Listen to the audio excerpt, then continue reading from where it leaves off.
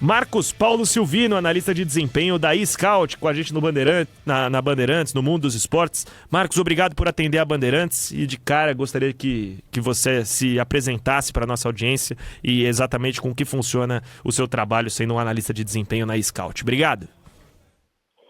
Boa tarde, Luiz. Primeiro, obrigado pelo convite, pela oportunidade de fazer um papo com vocês. Eu sou gerente de análise na eScout. O trabalho da eScout é basicamente na ideia de encontrar os talentos que tem no futebol brasileiro, nas categorias de base. Enfim, acho que a gente vai poder bater um papo sobre isso. Boa. Temos muito a repercutir sobre isso, até porque a gente está numa época de Copa São Paulo, né, Marcos? E eu vi eu vejo algumas pessoas, eu trabalhei por bastante tempo com cobertura de categoria de base, né? E eu via muita gente falando que hoje a Copinha não tem mais o peso que ela tinha antes na formação de atletas, porque o calendário de base ele é muito maior do que era antes. Você tem Brasileiro Sub-20, 17, Copa do Brasil, Supercopa do Brasil, Libertadores, enfim.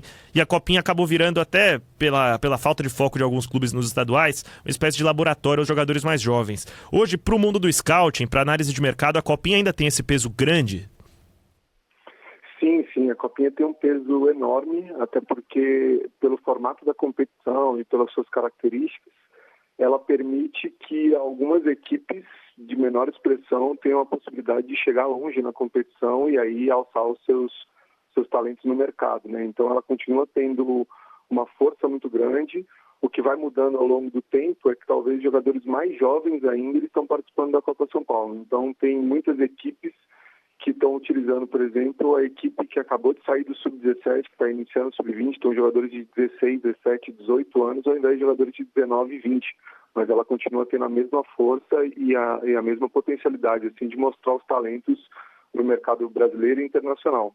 A Federação Paulista, inclusive, faz um processo bem legal de convidar scouts do mundo inteiro e credenciar esses scouts para que eles possam participar dessa competição ao redor de todos os estádios que tem no estado de São Paulo que fazem parte ali das sedes da competição para que eles consigam acompanhar esses jovens de perto.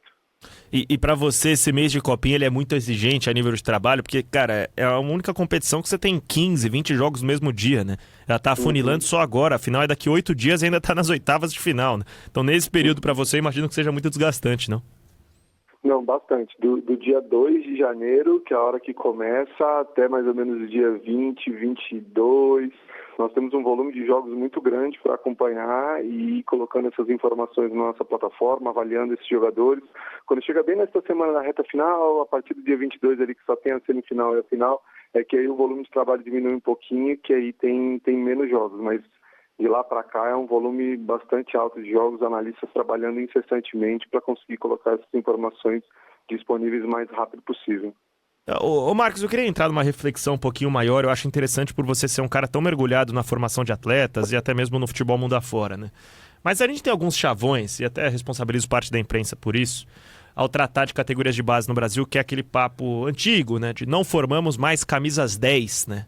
No Brasil hoje não há uma predileção por camisas 10, que eles têm virado ponta na maioria das vezes. Como você enxerga esse cenário? Você acha que o Brasil de fato está atrás da Argentina, por exemplo, na formação dessa posição? E se o futebol hoje ele é permissivo com a ideia tradicional do camisa 10, aquele cara mais lento, mais descompromissado na marcação, mas que no talento garante os jogos? Ótimo. Essa é uma pergunta bastante interessante porque tem muita discussão sobre isso, né? Eu acompanho muitos profissionais que estão aí no dia a dia do futebol, formando jogadores, discutindo exatamente sobre isso.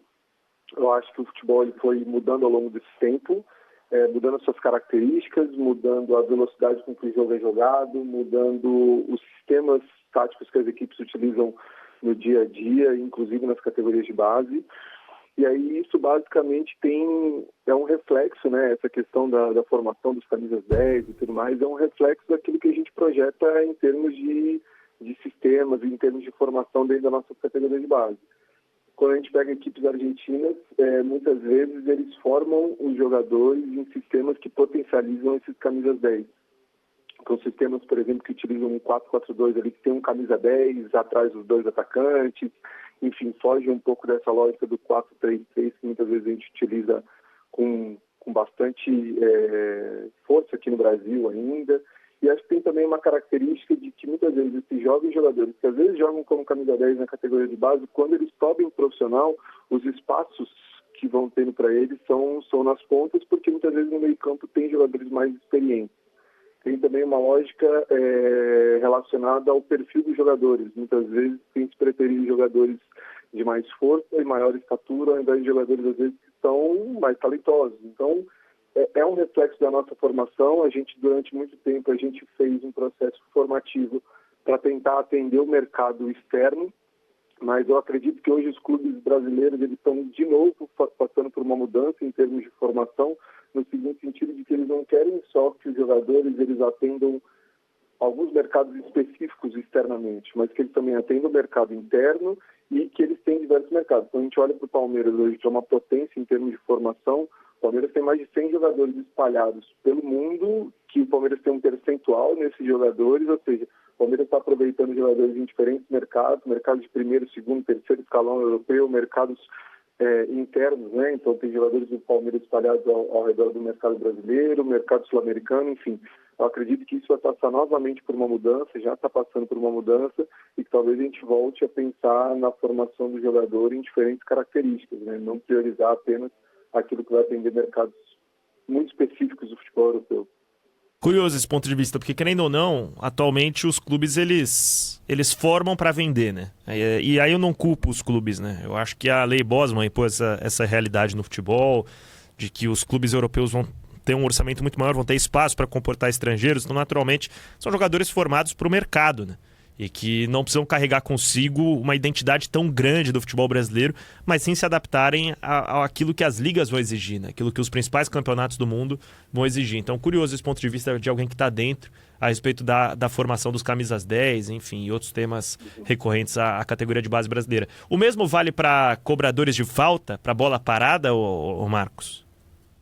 Bom, se a gente pensar que o futebol como um todo evoluiu, muitas coisas mudaram em termos de característica, também não é tão mais fácil fazer gol de falta, né? Os jogadores são mais altos, então a barreira fica mais alta, cada vez mais Verdade. tem estratégias de melhorar a proteção ali na barreira. Então hoje já tem um jogador que fica deitado atrás da barreira para impedir a finalização por baixo, que era o que o Ronaldinho Gaúcho fazia, por exemplo. Enfim, acho que tem várias características que mudam em relação a isso. Os goleiros, por exemplo, eles estão cada vez mais altos, mais ágeis, eles conseguem ler melhor. Então, acho que não é só uma questão relacionada a gente não estar produzindo, mas também que fica mais difícil. Acho que tem várias coisas no jogo de futebol que hoje ficam mais difíceis, dada a velocidade e a característica que foi o jogo. Então, acho que são coisas que vão migrando, né, em termos de característica. Estamos conversando aqui com o Marcos Paulo Silvino, analista de desempenho da eScout, discutindo um pouco sobre a formação de atletas no Brasil e também sobre o mapeamento de jogadores durante a Copa São Paulo de Futebol Júnior. Guilherme Maciel, nosso produtor, pergunta para Marcos Paulo Silvino. Tudo bom, Marcos? Boa tarde. Conversei com o senhor um pouco mais cedo hoje.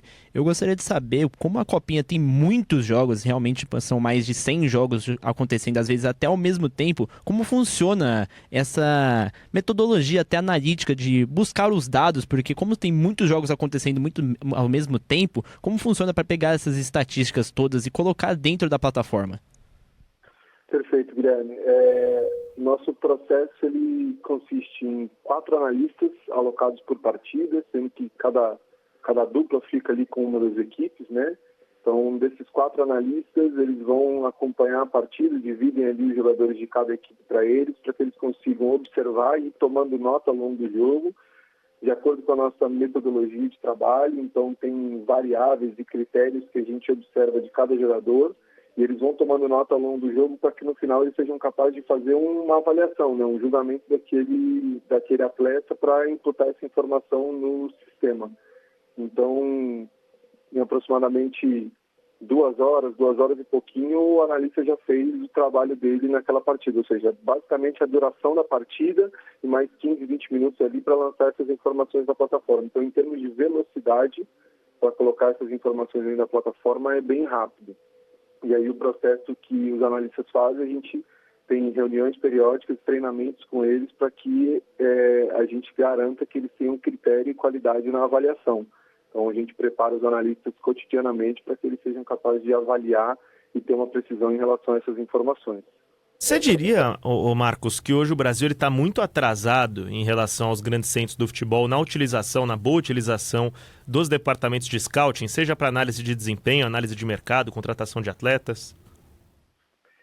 É, eu acredito que isso seja bem relativo, a gente categorizar Brasil como um todo, né? Porque eu acredito que aqui nós temos algumas características particulares, como um país que é continental, então ele tem todas as suas dificuldades, principalmente numa lógica quando a gente pensa na distribuição financeira, né, distribuição da renda desse futebol ao redor do nosso país. Então nós temos regiões que têm campeonatos fortes, mas com menos verba e menos renda, e isso impacta, obviamente, no número de pessoas envolvidas nesses departamentos para observar jogadores, para avaliar, para, enfim, formar esses talentos. E em alguns lugares essa renda é bastante concentrada, ou seja, tem mais investimento. Então a gente tem essa dificuldade em termos de país, num país continental. Tem países menores em que esses processos são melhor estruturados, porque a dificuldade de você organizar num país menor ela é muito menor, né, em termos de processo. Mas eu acredito que aqui a gente tem boas iniciativas recentemente, a gente tem bons movimentos, tem muitos clubes hoje que, além da parte de mercado, além da parte de desempenho, eles estão também com um processo de análise de dados muito robusto, muito bem feito. Tem clubes que foram pioneiros nesse sentido aqui no Brasil e que estão bem estruturados. E eu acredito que tudo passa por uma lógica de estruturação do futebol como um todo. Então, quando a gente olha para a Federação Paulista, que é uma federação que é referência, tem muitos clubes do estado de São Paulo que são de ponta em termos desse tipo de trabalho, de conseguir identificar talentos, de conseguir prospectar esses talentos no mercado, de conseguir oportunizar isso para esses jogadores na categoria profissional. Enfim, nós temos inúmeros clubes no estado de São Paulo fazendo isso, e eu acredito que aos poucos as outras federações e a Confederação Brasileira, elas também vão estruturando processos que potencializam isso. Quando a gente olha para os grandes centros de futebol, sim, eu acredito que a gente ainda tem alguns caminhos a percorrer, mas eu também acredito que, assim, no geral, a gente tem boas iniciativas. O que falta é consistência, tempo, que essa é uma luta grande no nosso futebol. A gente dá tempo para as coisas acontecerem, elas não mudarem da noite para o dia, a gente ter políticas ali de trabalho dentro dos clubes que são culturais, de identidade do clube, não necessariamente de uma gestão, porque a gestão dura 3 anos e muitas vezes não dá tempo de fazer nada. Então são algumas lutas que eu acho que a gente tem conquistado, coisas importantes recentemente, para construir um processo bem robusto em termos de scouting, em termos de prospectar esses talentos no mercado. Vou dar um exemplo, né? Tem clubes brasileiros hoje que já tem dentro do seu staff, né, dentro do clube, um profissional que ele não olha mais para o mercado só de fora para dentro, né? Fala assim, eu quero contratar jogadores. Não, mas ele começa a olhar do mercado de dentro para fora, ou seja, o jogador da minha categoria sub-17, com perfil X, ele tem característica para o mercado turco. Opa, nós vamos oportunizar para esse menino ter uma negociação no mercado turco, no mercado polonês, no mercado da Arábia Saudita. Ou seja, eles estão olhando para dentro para os seus talentos e conseguindo enxergar neles potenciais de diferentes mercados, porque acho que num tempo muito recente a característica era, falar assim, não, eu tenho uma joia aqui que vale milhões, eu vou apostar tudo nela, e às vezes eu perdia outras 20. Eu estava apostando tudo em uma, e agora os clubes estão enxergando de uma outra maneira. Ele vai continuar tendo aquela joia que vale muito, que eles vão colocar muita energia naquilo ali, mas tem outros tantos jogadores dentro daquele clube que podem ser aproveitados em mercados diferentes. Eu acho que isso o futebol brasileiro tem começado a perceber e mudar. E ainda sobre categoria de base, ô Marcos, eu vejo um debate grande também, acompanho de perto, a respeito da melhor idade para se captar atletas, né? Porque você tem equipes que priorizam a formação em casa e captação até no máximo os 14 anos, né? Buscar em clubes menores até os 14 anos. Tem outros, o Palmeiras tem feito muito isso, né? De buscar atletas até no sub-20 mesmo, muitas vezes gastando mais dinheiro do que esperava, acima do padrão para o mercado da base. Mas os jogadores têm rendido resultado, né? Cito, por exemplo, o Larson, né? que veio do Goiás, está ganhando seus primeiros minutos aí com o time do Abel Ferreira, já tendo sido contratado no sub-20. Existe a idade ideal para se captar, pensando em futebol brasileiro, ô Marcos, no seu ponto de vista? Não, com certeza não tem idade ideal, porque, enfim, tudo depende de um processo maturacional desse jogador. Então tem jogadores que ali, com 14, 15 anos, eles já estão bem maduros, já tiveram um desenvolvimento cognitivo e físico muito bem feito, né, muito bem estruturado, e aí eles maturam mais cedo e eles conseguem ter oportunidades mais cedo. Mas tem jogadores que vão maturar ali com 17, 18 anos, e que às vezes eles vão ter oportunidade um pouquinho mais tarde e eles vão ter essa chance no mercado.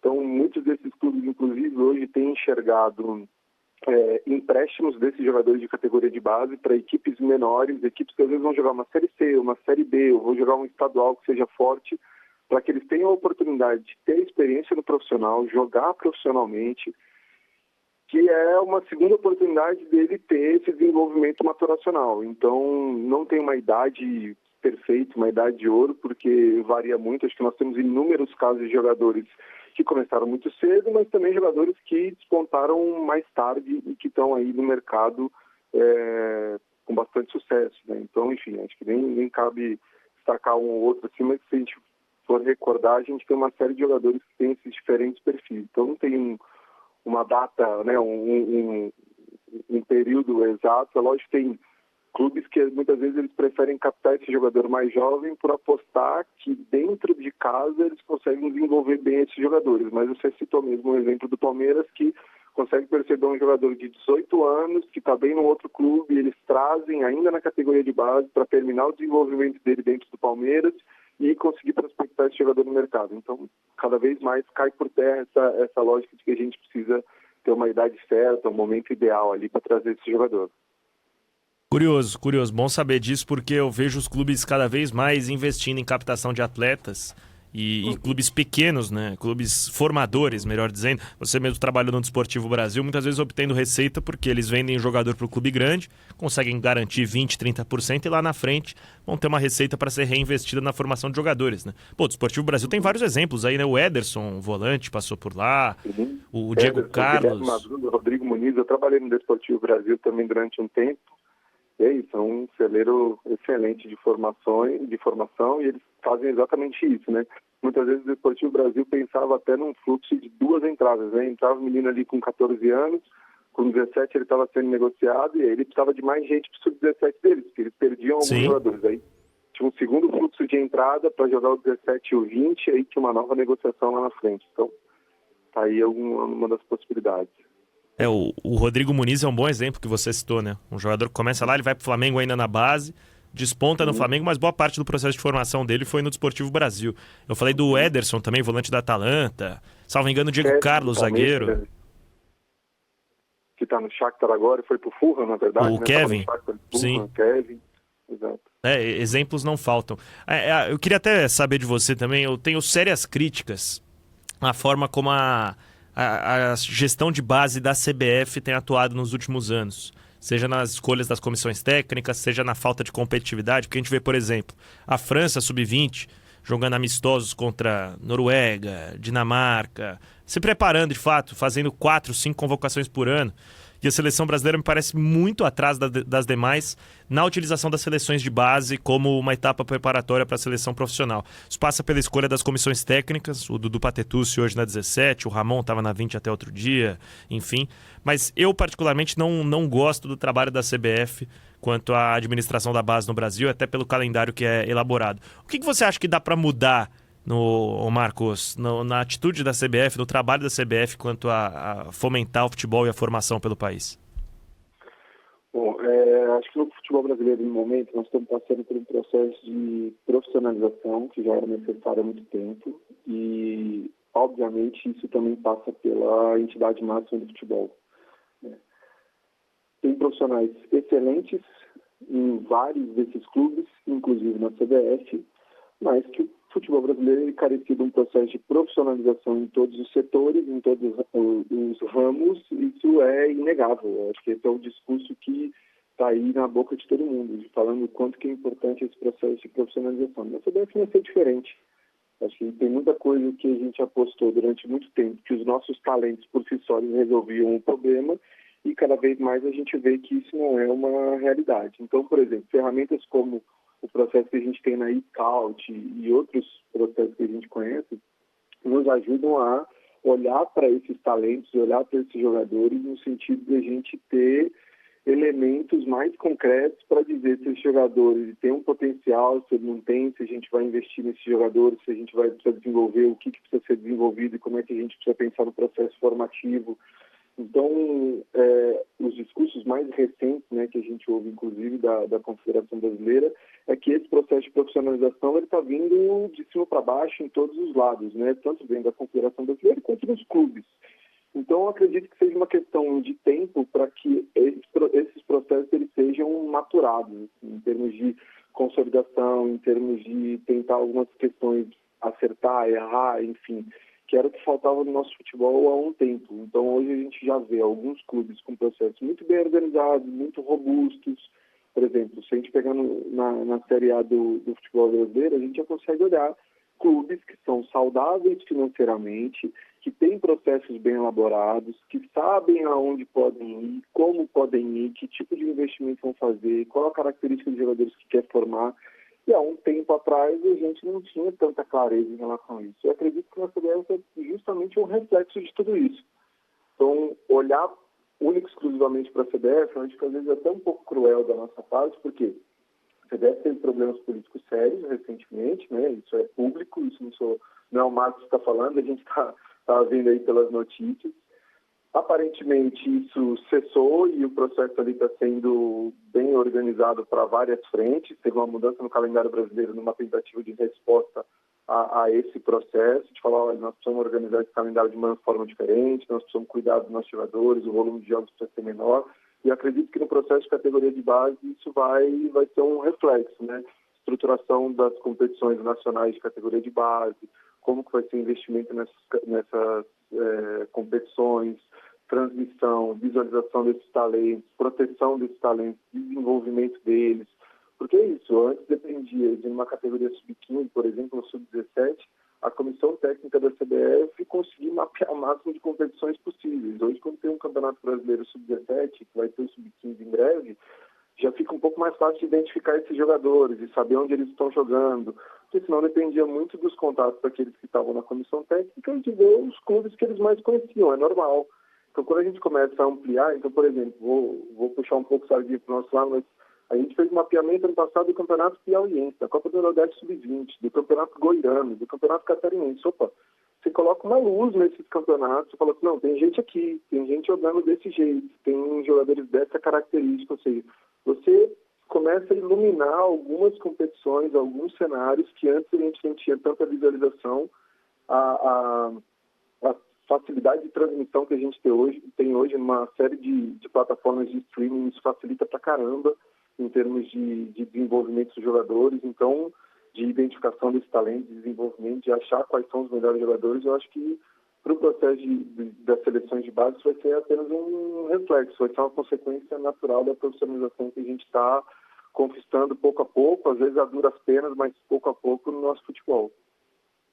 Matheus, boa tarde. Guilherme Maciel aqui novamente. Você chegou em um momento a falar sobre as notas dos jogadores. Eu gostaria de saber como funciona essa avaliação e o que influencia essas notas dos jogadores. É claro que gol e assistência, a nota do jogador irá aumentar, mas o que o jogador pode fazer a mais para aumentar a sua avaliação?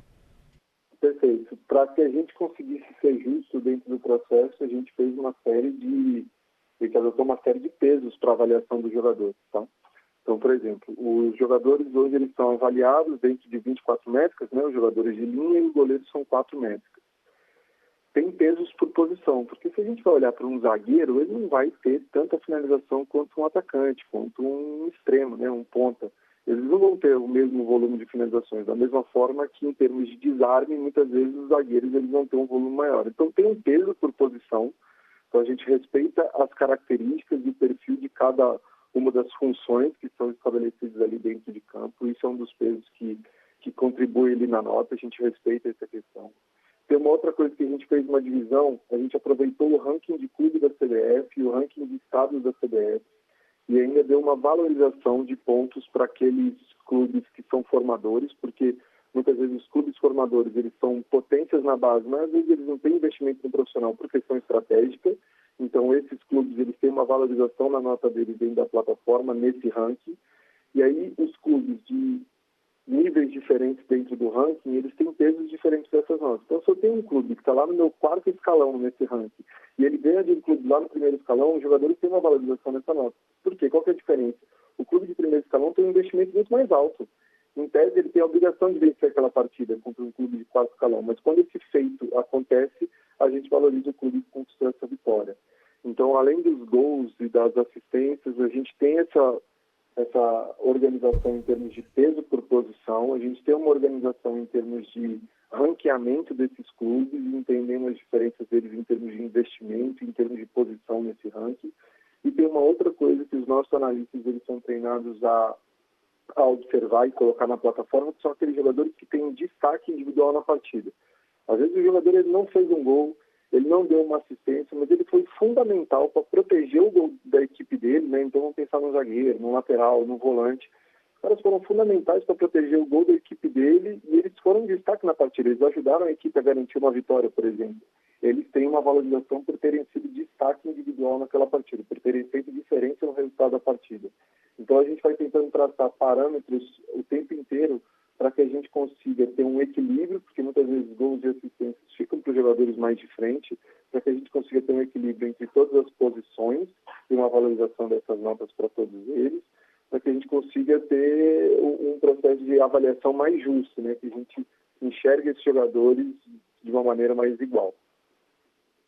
Estamos conversando com o Marcos Paulo Silvino, analista de desempenho da eScout, a respeito da realidade do futebol brasileiro desde as categorias de base, também da função do scouting no direcionamento dos principais clubes do país. Marcos, antes da gente fechar por aqui, gostaria que você falasse mais uma vez sobre como funciona o trabalho da eScout e também as divulgações referentes ao trabalho de vocês.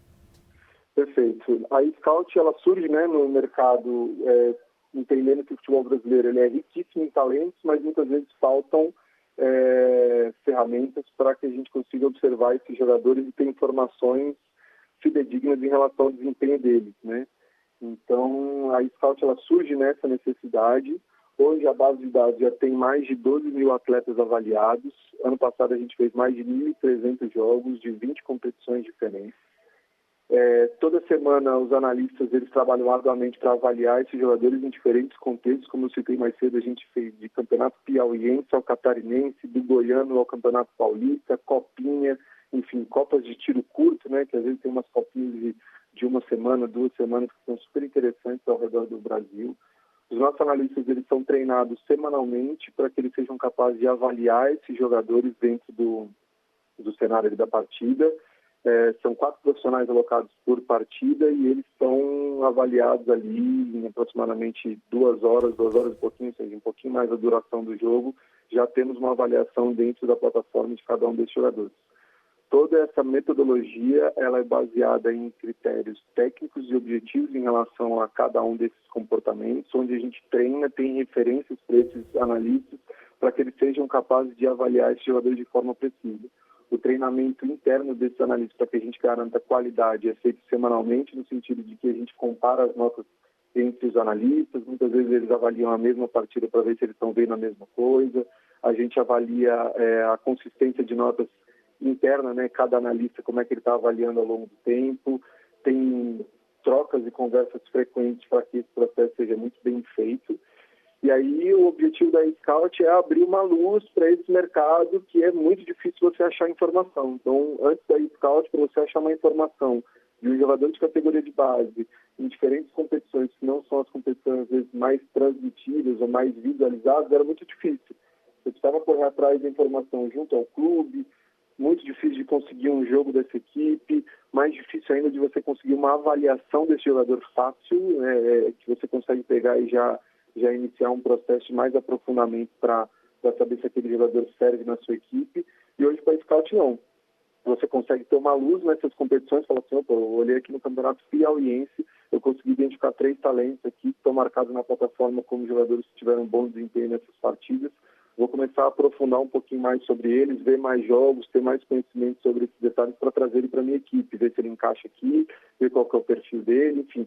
A plataforma tem o objetivo de abrir esses mercados, dar uma luz para isso, facilitar com que os clubes achem esses talentos, porque até então era muito difícil a gente conseguir achar isso, né? Então, esse é o objetivo da plataforma e acredito que a gente tenha conseguido, até então, um volume expressivo de jogos e jogadores avaliados e acredito que para esse ano de 2026 a gente consiga ampliar esse cenário.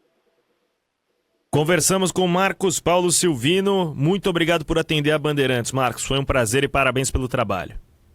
Obrigado, Luiz. Obrigado, Guilherme. Um prazer. Sempre à disposição para precisar.